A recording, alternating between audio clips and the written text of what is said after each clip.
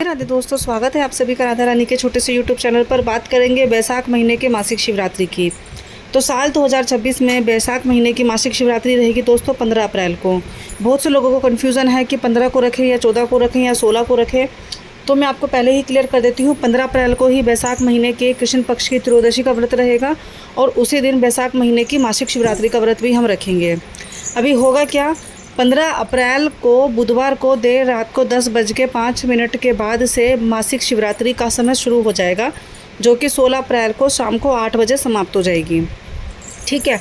अभी आप सभी को पता है कि मासिक शिवरात्रि की जो पूजा होती है वह देर रात से 4 पहर की पूजा शुरू हो जाती है।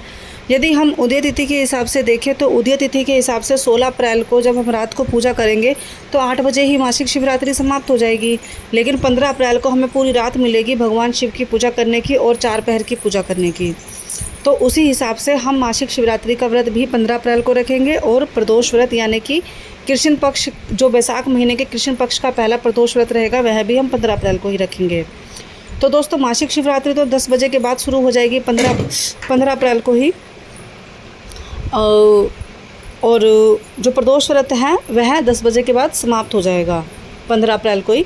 तो उसी दिन दोनों व्रत रखे जाएंगे। तो जैसे जो व्रत रखता है, कोई प्रदोष का रखता है या कोई मासिक शिवरात्रि का, तो वह उनका वही व्रत मान्य होगा जो जैसा व्रत रखते हैं। ठीक है। और विधि आप सभी को पता है, प्रदोष व्रत की और मासिक शिवरात्रि की लगभग एक जैसी विधि होती है। आपको सुबह नहा धोकर अपना ब्रह्म मुहूर्त में स्नान आदि करके अपने घर की साफ़ सफाई कर कर, यदि आप भगवान के मंदिर में जाते हैं तो आप भगवान के मंदिर में शिवलिंग पर पंचामृत से स्नान कराकर, गंगा जल चढ़ाकर उनको जनेऊ के रूप में वस्त्र अर्पण कीजिए। लाल चंदन, सफ़ेद चंदन, पीला चंदन, भस्म इत्यादि उनको अर्पित कीजिए। इत्र उनको अर्पित कीजिए, फूल उनको अर्पित कीजिए, बेल पत्ते, बेल का पौधा, धतेरू, धतूरा या भांग या कनेर का फूल या जो भगवान शिवलिंग के ऊपर फूल चढ़ते हैं वह आप उनको अर्पित कर सकते हो। माला उनको अर्पित कर सकते हो। अगर कुछ भी ना मिले तो छोटे मोटे तुलसी के अलावा जो आपके घर में गमले होते हैं फूल वाले, और केतकी के फूल के अलावा आप कोई से भी फूल की पत्तियां उनको अर्पित कर सकते हो।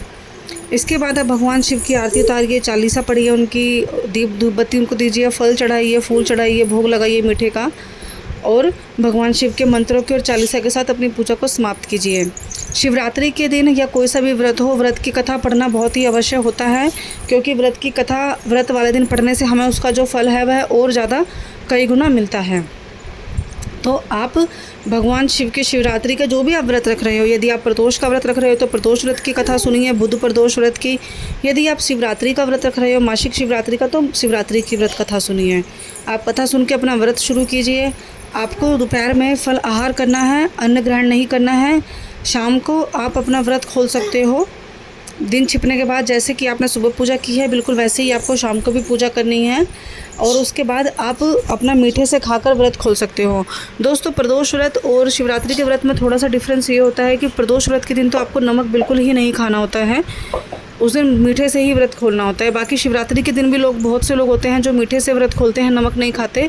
बाकी मैं जो शिवरात्रि का व्रत रखती हूँ उसमें मैं पहले मीठा खाकर अपना व्रत खोल लेती हूँ, उसके बाद मैं अन्न और नमक से बना खाना खा लेती हूँ, क्योंकि स्वास्थ्य के हिसाब से भी कुछ चीज़ें होती हैं। और जो भी व्यक्ति जैसे भी व्रत रखता है, जैसे कि आपने अपना पहला व्रत रखा, मान लीजिए आप बुधवार को 15 अप्रैल को अपना पहला प्रदोष या पहला शिवरात्रि का व्रत रखेंगे, तो आप भगवान के सामने संकल्प रख सकते हैं कि भाई मैं ये जो व्रत है नमक के साथ ही खाऊंगी।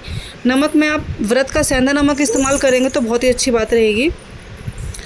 तो अपना संकल्प के साथ अपना ये व्रत जो है आप आगे चालू कर सकते हैं।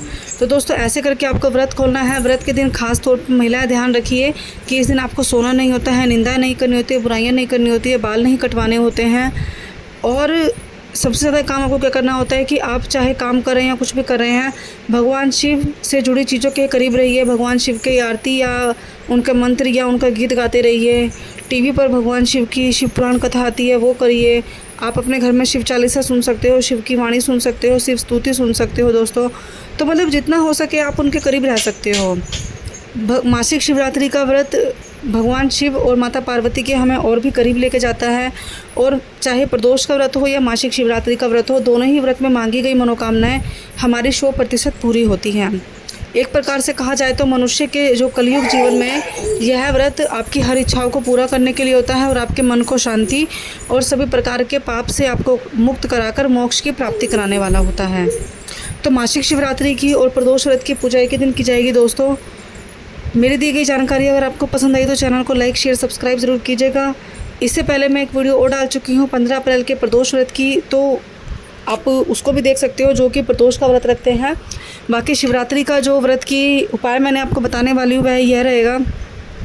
मासिक शिवरात्रि के दिन आप अपने घर में, जैसे कल क्योंकि शिवरात्रि के दिन प्रदोष के दिन सोमवार अष्टमी के दिन, सोमवार के दिन कृष्ण पक्ष की अष्टमी के दिन कुछ तिथि हमारी ऐसी होती है जिस दिन हम बेलपत्ते नहीं तोड़ते, तो आप कल मंगलवार भी है और आप आराम से दोपहर में शाम के दिन छिपने से पहले ही बेलपत्ते तोड़ के ला के रख लीजिए और रात भर तांबे के या पीतल के लोटे में वह बेलपत्ता डालकर पानी के अंदर छोड़ दीजिए और सुबह वह एक लोटा पानी आप जाकर शिवलिंग पर चढ़ाइए।